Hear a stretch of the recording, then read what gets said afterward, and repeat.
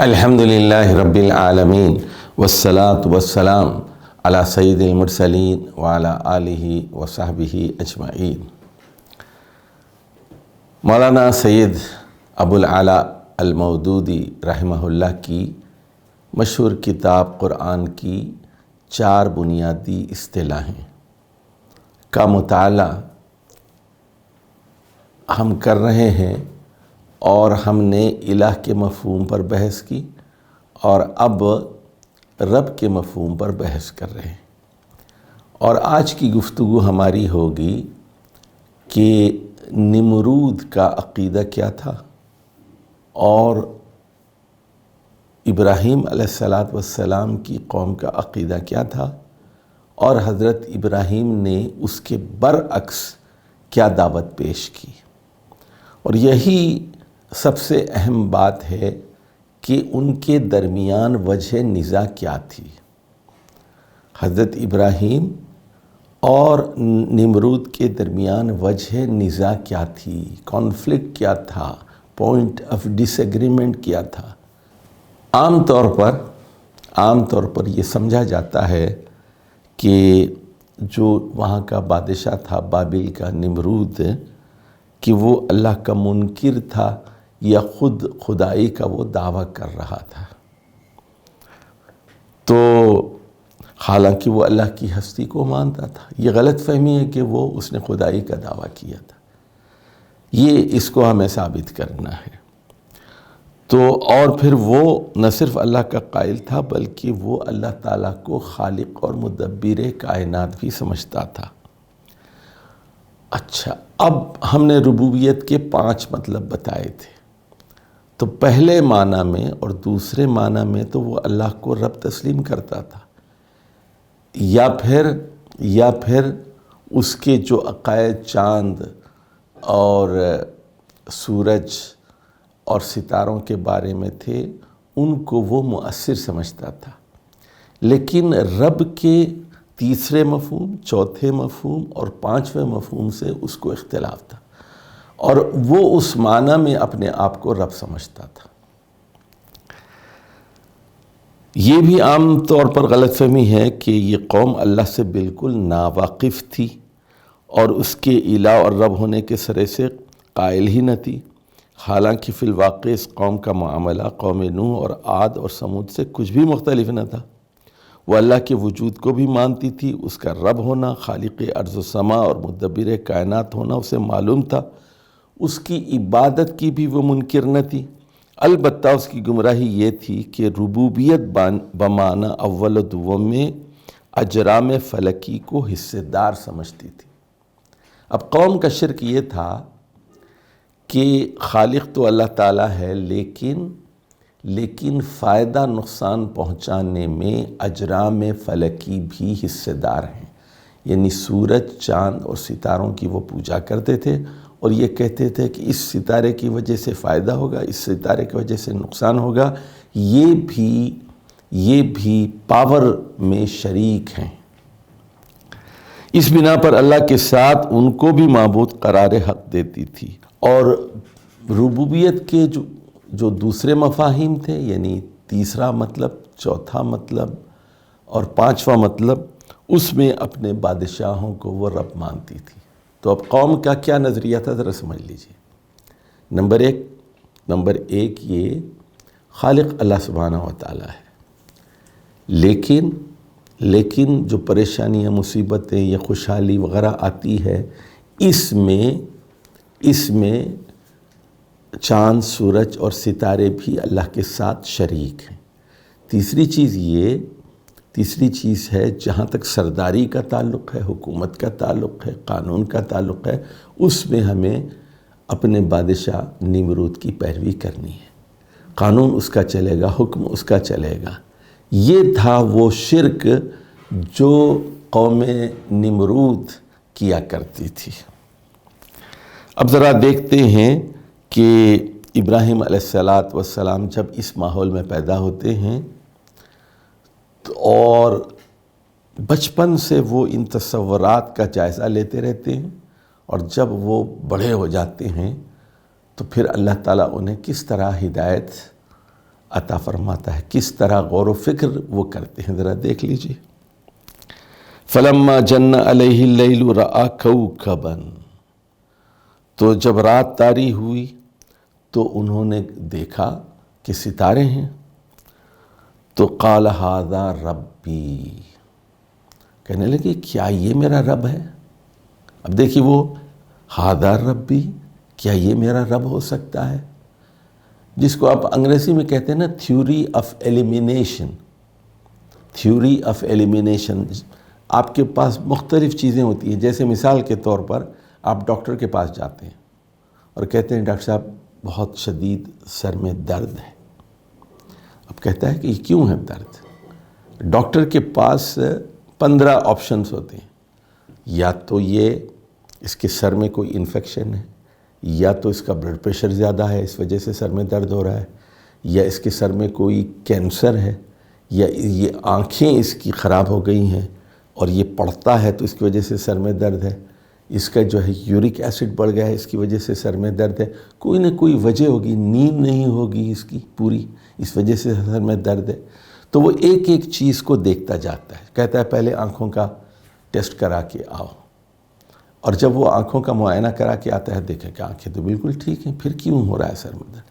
تو 10 چیزیں اس کے پاس ہیں کہ یہ بھی ہو سکتا ہے، یہ بھی ہو سکتا ہے، یہ بھی ہو سکتا ہے، یہ بھی ہو سکتا ہے، یہ بھی ہو سکتا ہے۔ اس کے بعد وہ کرتا یہ ہے کہ اس 9 چیزوں کو نکال دیتا ہے بتدریج، 9 چیزوں کو بتدریج نکال دیتا ہے، اور فائنلی ایک فیصلے پر پہنچتا ہے کہ آپ کے سر کے درد کی وجہ یہ ہے اور اس کی یہ دوا ہے۔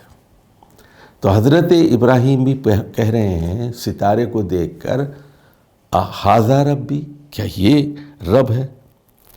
اور فلما افل قال لا احب الآفلین، اور جب ستارہ بجھ گیا تو کہنے لگے میں بجھنے والوں کو پسند نہیں کرتا، یعنی خدا تو وہ ہونا چاہیے جو ہمیشہ زندہ رہے۔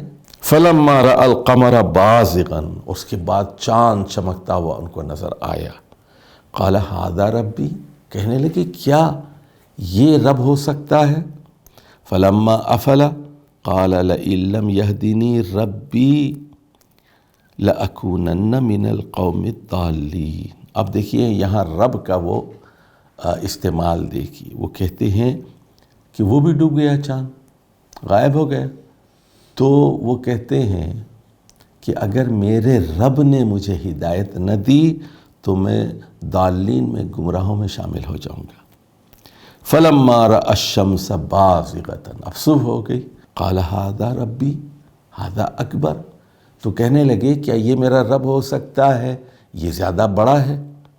فلما افلت، اور شام کو سورج بھی غروب ہو گیا، قال یا قوم انی بریء مما تشرکون، اب اپنی قوم سے وہ کہتے ہیں کہ تم جو شرک کرتے ہو اللہ کے ساتھ میں اس سے بری ہوں، یعنی تم کیا سمجھتے ہو کہ ستارے اور چاند اور سورج یہ بھی کچھ جزوی اختیارات رکھتے ہیں اللہ کے ساتھ، ان کا بھی کچھ ہوتا ہے اور ان سے اچھی اور بری فعل ہم لیتے ہیں، یعنی یہ کہتے ہیں کہ یہ ستارہ جب طلوع ہوگا تو ہمارے لیے قسمت اچھی ہوگی، اور یہ ستارہ طلوع ہوگا تو ہماری قسمت خراب ہو جائے گی، تو وہ ہمارے لیے نافع اور ضار ہیں، یہ نقصان اور فائدہ پہنچا سکتے ہیں۔ اس کے بعد الٹیمیٹلی بالآخر وہ اس نتیجے پر پہنچے، انی وجہت وجہی للذی فطر السماوات والارض حنیفا، کہتے ہیں کہ میں نے اب یکسو ہو کر اپنا رخ اس ہستی کی طرف کرتا ہوں جو فطر السماوات والارض، جو آسمانوں اور زمین کو پیدا کرنے والی ہے، وما انا من المشرکین۔ اب وہ یہ صاف کہہ دیتے ہیں کہ جس نے ستارے کو، چاند کو اور سورج کو پیدا کیا، زمینوں اور آسمانوں کو پیدا کیا، وہ میرا خدا ہے، وہ میرا رب ہے۔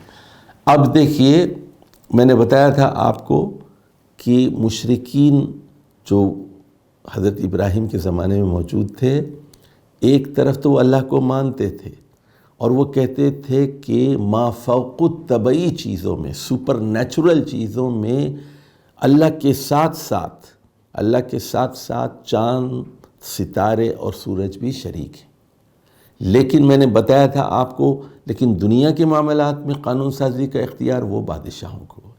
تو یہ مرکب قسم کا، کمپاؤنڈ قسم کا یہ شرک کیا کرتے تھے، یعنی مافوق الطبعی معاملات میں چاند ستاروں کو شریک کر لیتے تھے اور دنیا کے معاملات میں بادشاہوں کو شریک کر لیتے تھے۔ یہ تھا ان کا شرک۔ تو اب دیکھیے یہاں جو ان کے ہاں رب ہونے کا تصور تھا، ان سیاروں کی ربوبیت کے تصور سے الگ تھا۔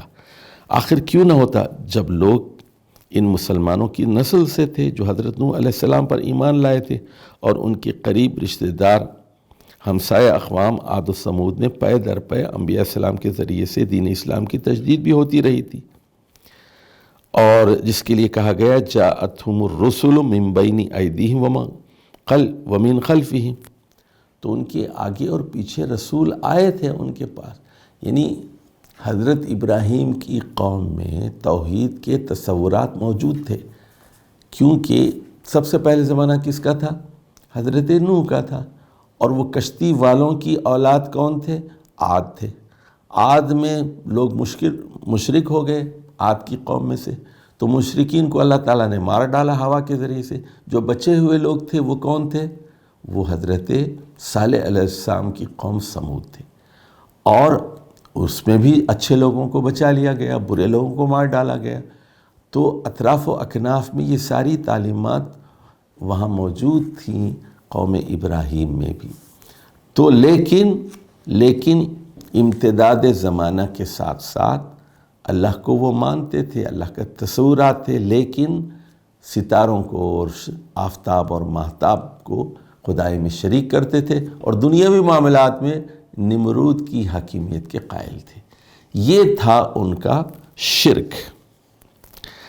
تو حضرت ابراہیم علیہ السلام کے دل میں جو بات کھٹک رہی تھی، کیونکہ وہ بچپن میں اسی ماحول میں پیدا ہوئے، خود ان کے والد جو آزر تھے وہ ایک پروہت تھے، وہ ایک برہمن تھے، اور وہ اس مندر کے ذمہ دار تھے۔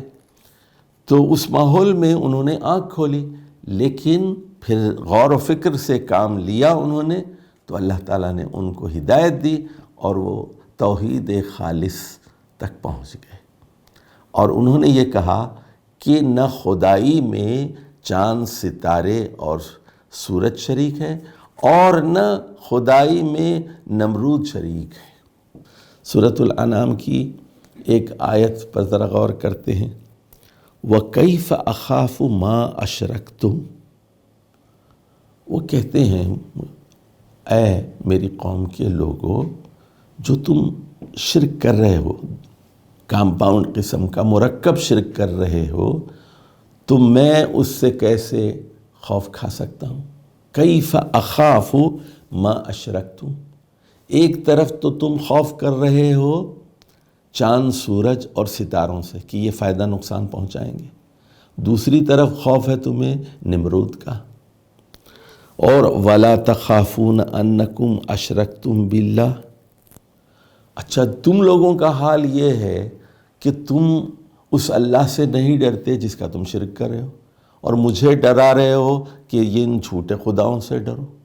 تمہیں مجھے ڈرانے کا کیا حق پہنچتا ہے جبکہ تم اللہ سے نہیں ڈرتے؟ میں ان جھوٹے خداؤں سے ڈروں؟ مَا لَمْ يُنَزِّلْ بِهِ عَلَيْكُمْ سُلْطَانًا، جس کے لیے اللہ تعالیٰ نے کوئی دلیل نازل نہیں کی۔ اچھا اب دیکھیے سورہ مریم میں کہا گیا، سورہ مریم میں وَأَعْتَزِلُكُمْ وَمَا تَدْعُونَ مِن دُونِ اللَّهِ۔ اچھا یہ جو قوم تھی یہ شرک کے خوف میں بھی مبتلا تھی اور شرک کے دعا میں بھی مبتلا تھی۔ تو جب وہاں سے وہ جا رہے تھے، عراق کی سرزمین کو چھوڑ کر ترکی اور فلسطین کی طرف حضرت ابراہیم جا رہے تھے، تو فرمایا وَأَعْتَزِلُكُمْ، میں تم لوگوں کو چھوڑ کے جا رہا ہوں، اس بستی ہی کو چھوڑ کے جا رہا ہوں۔ وَمَا تَدْعُونَ مِن دُونِ اللَّهِ، اور جن جھوٹے خداؤں سے تم دعائیں مانگتے تھے، ان کو بلاتے تھے، ان کو پکارتے تھے، ان کو بھی چھوڑ کے جا رہا ہوں۔ یعنی جھوٹے خداؤں کو بھی چھوڑ رہا ہوں اور جھوٹے خداؤں کو ماننے والوں کو بھی چھوڑ کے جا رہا ہوں۔ اچھا، اب دیکھیے سورہ انبیاء میں اس کا ذکر آیا ہے، قال بل ربکم رب السماوات والارض الذی فطرہن۔ حضرت ابراہیم تقریر کرتے ہوئے کہتے ہیں بلکہ صحیح بات یہ ہے، تم جو سمجھ رہے ہو غلط، یہ دو مرکب شرک تم کر رہے ہو، ایک طرف ستاروں کو، چاند سورج کو شریک کر رہے ہو خدائی میں، اور دوسری طرف نمرود کی حکیمیت کو تسلیم کرتے ہو۔ تمہارے خیالات غلط، تمہارے عقائد غلط۔ بل ربکم رب السماوات والارض، تم لوگوں کا رب وہ ہے جو آسمان اور زمین کے نظام کو چلا رہا ہے، دیکھ بھال کر رہا ہے۔ الذی فطرہن، جس نے یہ ساری چیزیں پیدا کی ہیں۔ تم یعنی مخلوق خدا نہیں ہو سکتی، خالق خدا ہو۔ قال افتعبدون من دون اللہ ما لا ينفعکم شیئا ولا یضرکم۔ اب دیکھیے بحث کیا کر رہے ہیں حضرت ابراہیم اپنی قوم سے، ارے نادانو، ارے بے وقوفو، افتعبدون من دون اللہ، کیا تم لوگ اللہ کو چھوڑ کر دوسرے خداؤں کی عبادت کرتے ہو؟ ما لا ينفعکم شیئا ولا یضرکم، وہ شیئا اتنا بھی تمہیں فائدہ نہیں پہنچا سکتے اور اتنا بھی تمہیں نقصان نہیں پہنچا سکتے۔ کہ دیکھیے وہ شرک خوف میں مبتلا تھے کہ ستارے ہمیں نقصان پہنچائیں گے۔ دیکھیے یہ حدیث آپ کو معلوم ہی ہے جو بخاری اور مسلم میں آئی ہے کہ جب صلح حدیبیہ ہوئی تو حدیبیہ کے مقام پر رسول اللہ صلی اللہ علیہ وسلم نے صحابہ کو، 1400 صحابہ تھے بیت رضوان کے، تو صحابہ کو آپ نے فجر کی نماز پڑھائی، اور اس رات بارش ہوئی تھی اور زمین گیلی تھی تھوڑی سی، تو رسول اللہ صلی اللہ علیہ وسلم نے فرمایا کہ آج کچھ لوگ مومن ہو گئے اور کچھ لوگ کافر ہو گئے۔ صحابہ توجہ سے بات سن رہے تھے۔ فرمایا جن لوگوں نے کہا کہ اس ستارے کی وجہ سے، اس ستارے کی وجہ سے بارش ہوئی ہے، وہ کافر ہو گئے، اور جنہوں نے کہا کہ اللہ نے بارش برسائی، وہ مومن ہو گئے۔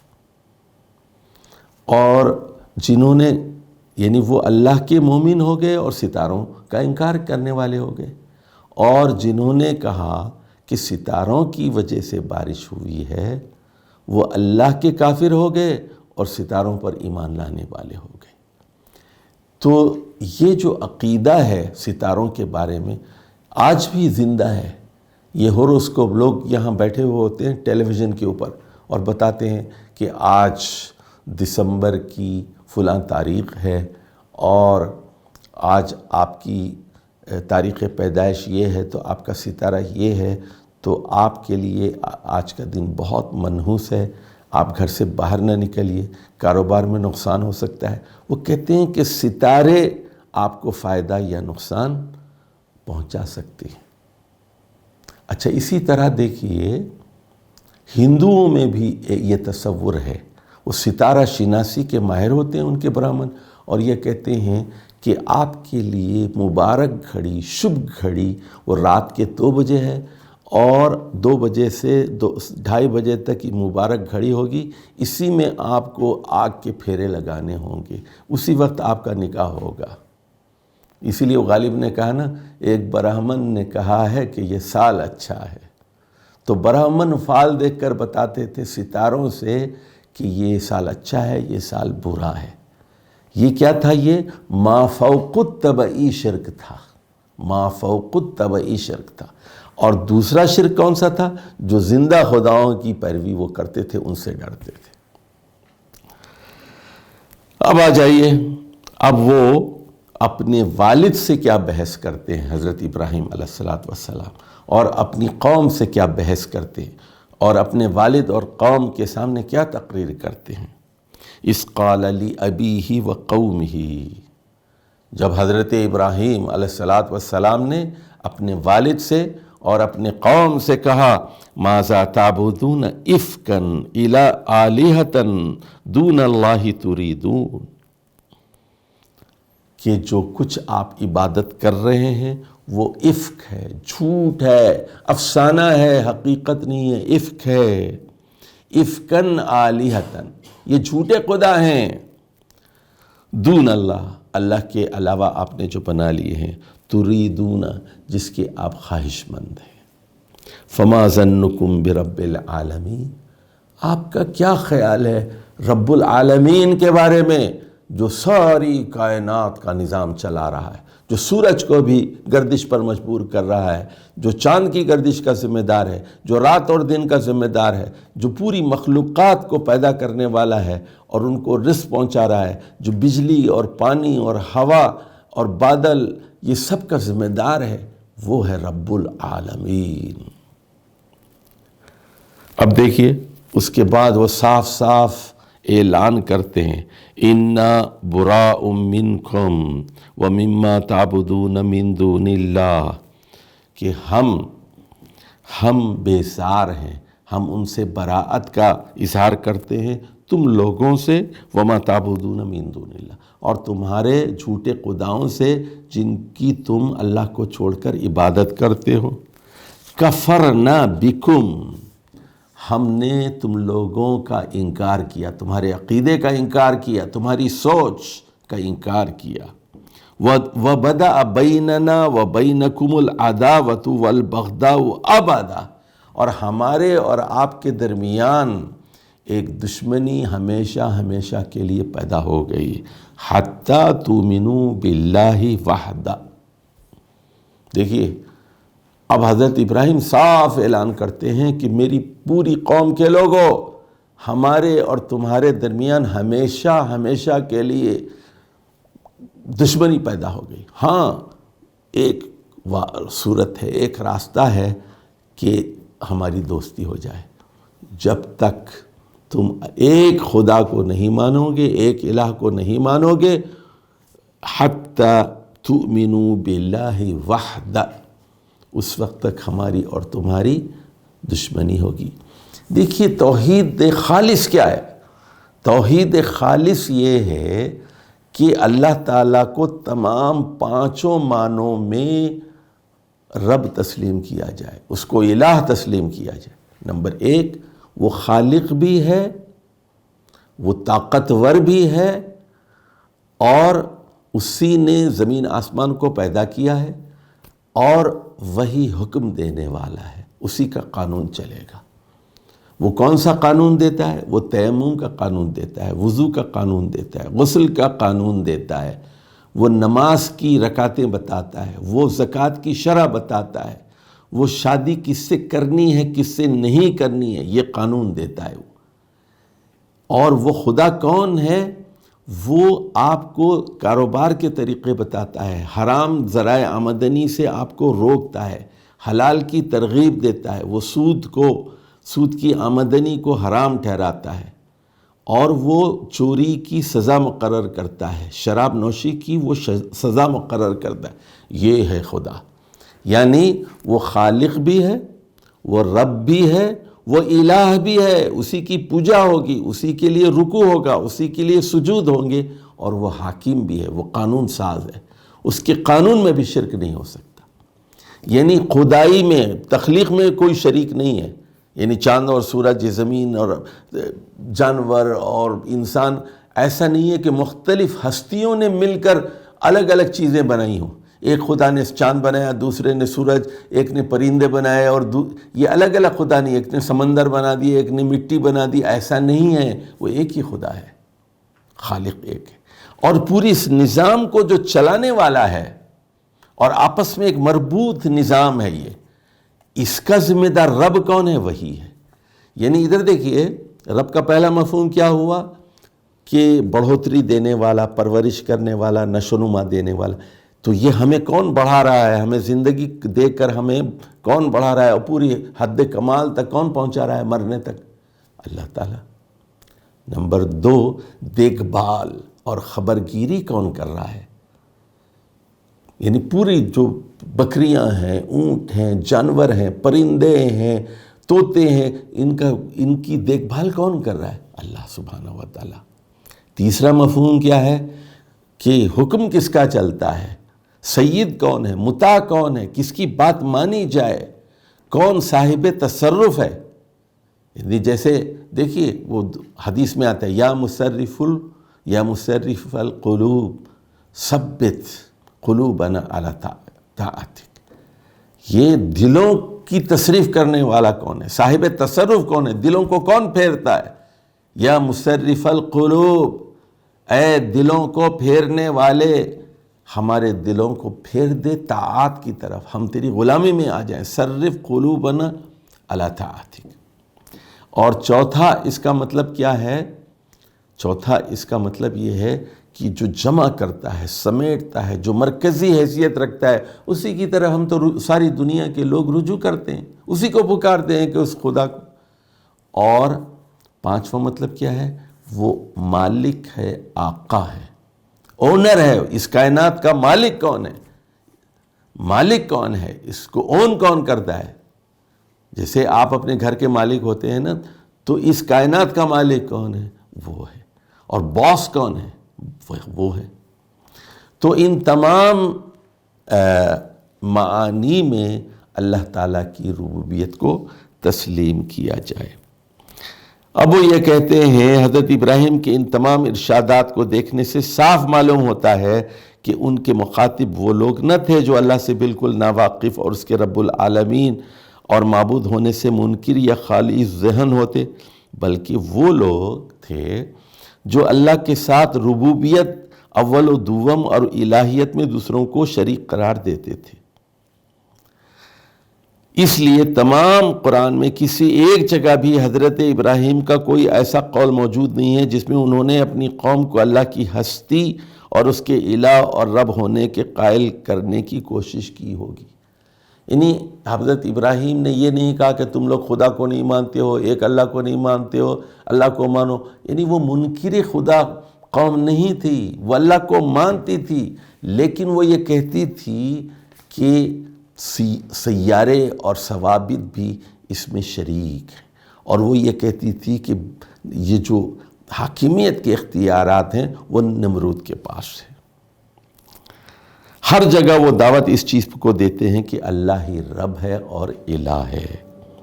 اب نمرود کے معاملے کو لیجئے، اس سے حضرت ابراہیم کی جو گفتگو ہوئی اسے قرآن اس طرح نقل کرتا ہے۔ اب دیکھیے مکالمہ، ڈائلاگ ہوا ابراہیم علیہ السلام میں اور نمرود میں۔ الم تر الی الذی حاج ابراہیم فی ربہ۔ اب یہاں رب کے مفہوم کو سمجھنا ہے۔ کیا آپ نے غور نہیں کیا؟ الم تر الی الذی حاج ابراہیم فی ربہ، کیا آپ نے غور نہیں کیا اس آدمی پر جس نے حضرت ابراہیم علیہ السلام سے بحث کی، جھگڑا کیا اپنے رب کے بارے میں؟ کیوں کیا؟ سنیے، ان آتاہ اللہ الملک۔ اب دیکھیے اختلاف کس بات پہ؟ اللہ نے اسے اقتدار دیا تھا، اقتدار کا نشہ تھا۔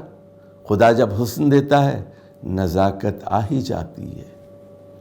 تو نمرود بحث کیوں کر رہا ہے حضرت ابراہیم علیہ السلام سے؟ وجہ نزاع کیا ہے، پوائنٹ آف کانفلکٹ کیا ہے، اس کو سمجھنا ہے۔ اللہ نے اس کو اقتدار دیا تھا۔ اذ قال ابراہیم ربی الذی یحیی و یمیت۔ تو ابراہیم علیہ السلام کہتے ہیں میرا رب وہ ہے جو مارتا ہے، موت کا ذمہ دار ہے اور زندگی کا ذمہ دار ہے۔ یعنی موت اور زندگی کے اختیارات اللہ کے ہاتھ میں۔ قال انا احیی و امیت۔ نمرود کہنے لگا کہ میں لوگوں کی جاں بخشی کرتا ہوں اور میں لوگوں کو مارتا ہوں۔ تو ایک آدمی قاتل تھا، اس کو سزائے موت ہونے والی تھی، اس کو جیل سے بلوایا اس نے اور کہا کہ جاؤ، میں نے تمہاری سزا معاف کر دی، میں نے تم کو زندگی دے دی۔ ایک بے گناہ آدمی دربار میں کھڑا ہوا تھا، کہا کہ اس کو قتل کر دو، اس نے کہا کہ اختیارات میرے ہاتھ میں، انا احیی و امیت۔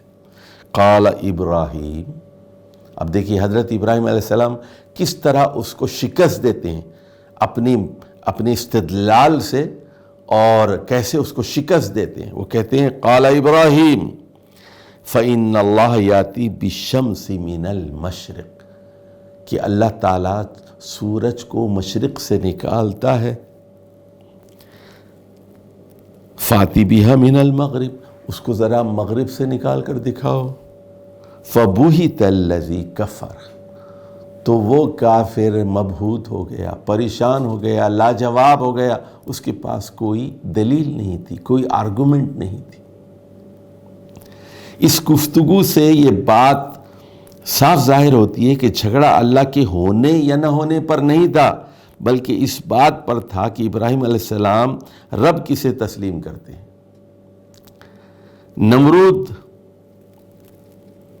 اول تو اس قوم سے تعلق رکھتا تھا جو اللہ کی ہستی کو مانتی تھی، دوسرے جب تک کہ وہ بالکل ہی پاگل نہ ہو جاتا ایسے صریح احمقانہ بات کبھی نہیں کہہ سکتا تھا کہ زمین اور آسمان کا خالق اور سورج اور چاند کو گردش دینے والا وہ خود ہے۔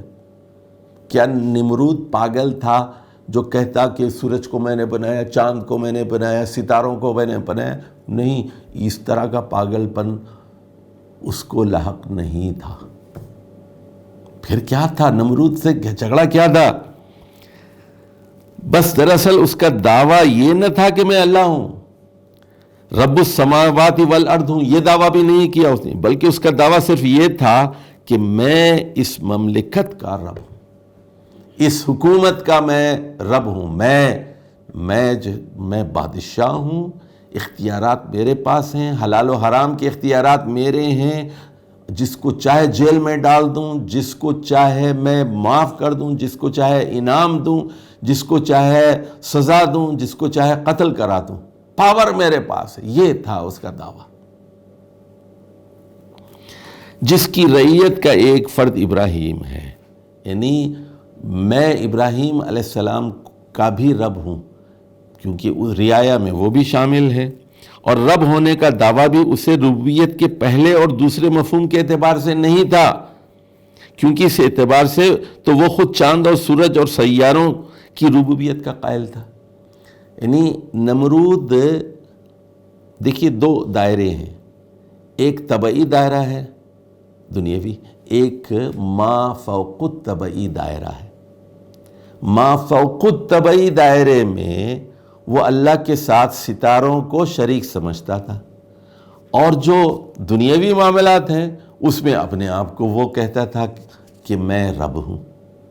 یعنی پہلے مفہوم میں اور دوسرے مفہوم میں کہ جو خالق اور دنیا کا نظام چلا رہا ہے، اس میں اس کا شرک اور نوعیت کا تھا، اور وہ یہ کہتا تھا کہ اللہ ہی دیکھ بھال کرتا ہے، کائنات کا نظام چلاتا ہے، بارشیں برساتا ہے۔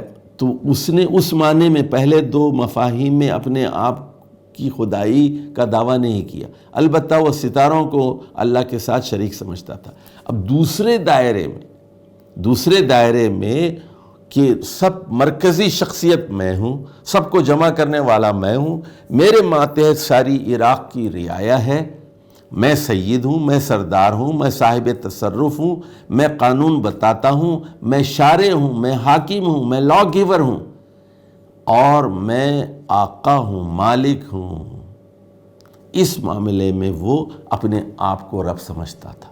البتہ وہ تیسرے، چوتھے اور پانچویں مفہوم کے اعتبار سے اپنی مملکت کا رب بنتا تھا، یعنی اس کا دعویٰ یہ تھا کہ اس ملک کا مالک ہوں، اس کے سارے باشندے میرے بندے، میرا مرکزی اقتدار ان کے اجتماع کی بنیاد ہے، اور میرا فرمان ان کے لیے قانون ہے۔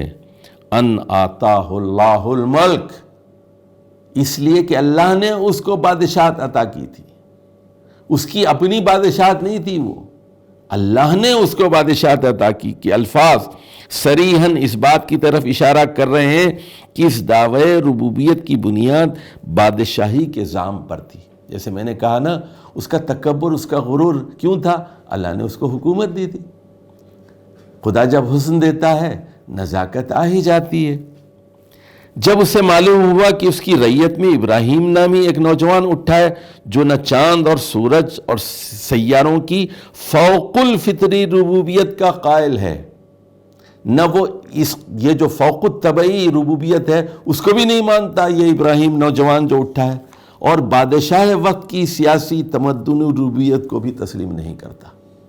یعنی اس دائرے میں بھی وہ چاند اور سورج اور ستاروں کا منکر ہے، اور دوسرے معنی میں وہ میری حکومت کا بھی منکر ہے۔ تو اس کو تعجب ہوا، اور اس نے حضرت ابراہیم کو بلا کر دریافت کیا کہ آخر تم کسے رب مانتے ہو؟ حضرت ابراہیم نے پہلے فرمایا کہ میرا رب وہ ہے جس کے قبضہ قدرت میں زندگی اور موت کے اختیارات ہیں، مگر اس جواب سے وہ بات کی تہ کو نہ پہنچ سکا، اور یہ کہہ کر اس نے اپنی ربوبیت ثابت کرنی چاہیے کہ زندگی اور موت کے اختیارات تو مجھے حاصل ہیں، جسے چاہے قتل کرا دوں، جس کی چاہے جاں بخشی کر دوں۔ تب ابراہیم علیہ السلام نے اسے بتایا کہ میں صرف اللہ کو رب مانتا ہوں، ربوبیت کے جتنے مفہومات کے اعتبار سے میرے نزدیک تنہا، ربوبیت کے جملہ مفہومات کے اعتبار سے میرے نزدیک تنہا اللہ ہی رب ہے۔ اس نظام کائنات میں کسی دوسرے کی ربوبیت کے لیے گنجائش ہی کہاں ہو سکتی ہے، جبکہ سورج کے طلوع غروب پر ذرہ برابر اثر انداز نہیں ہو سکتا۔ نمرود آدمی ذی ہوش تھا، نمرود آدمی عقل مند تھا۔ اس دلیل کو سن کر اس پر حقیقت کھل گئی کہ فی الواقع اللہ کی اس سلطنت میں اس کے دعوی ربوبیت بجز ایک زام باطل کی اور کچھ نہیں، اس لیے وہ دم بخود ہو کر رہ گیا۔ فبہت الذی کفر، فبہت الذی کفر۔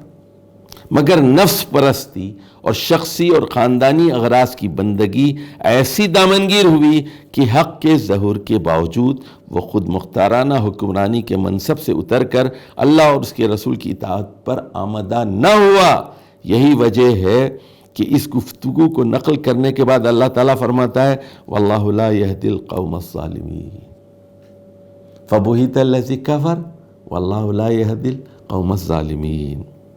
یعنی اس ظہور حق کے بعد جو رویہ اسے اختیار کرنا چاہیے تھا، اسے اختیار کرنے کے لیے جب وہ تیار نہ ہوا تو اس نے غاصبانہ فرما روائی کر کے دنیا پر اور خود اپنے نفس پر ظلم کرنا ہی پسند کیا، تو اللہ نے بھی اسے ہدایت کی روشنی عطا نہ کی، کیونکہ اللہ کا یہ طریقہ نہیں ہے کہ جو خود ہدایت کا طالب نہ ہو اس پر زبردستی اپنی ہدایت مسلط کرے۔ تو اب دیکھ رہے ہیں کہ یہ بات اس پوری گفتگو سے ہمارے سامنے آئی کہ حضرت ابراہیم علیہ السلام اور بادشاہ وقت نمرود کے درمیان پوائنٹ آف کانفلکٹ کیا تھا۔ تو یہ اختلاف دو قسم کا تھا۔ پہلا اختلاف یہ تھا کہ ما فوق الطبعی دنیا میں بھی نمرود اور اس کی قوم شرک کیا کرتی تھی، اور اللہ کے ساتھ ساتھ ستاروں کو، چاند کو اور سورج کو شریک کیا کرتی تھی۔ نمبر 2، اور اختیارات اور احکام میں بھی، قانون سازی میں بھی اللہ کے ساتھ شرک کیا کرتی تھی۔ یعنی وہ توحید ربوبیت اور توحید الوہیت میں بھی شرک کرتی تھی اور توحید حاکمیت میں بھی شرک کرتی تھی۔ اقول قولی ھذا واستغفر اللہ لی ولکم ولسائر المسلمین واستغفروہ انہ هو الغفور الرحیم۔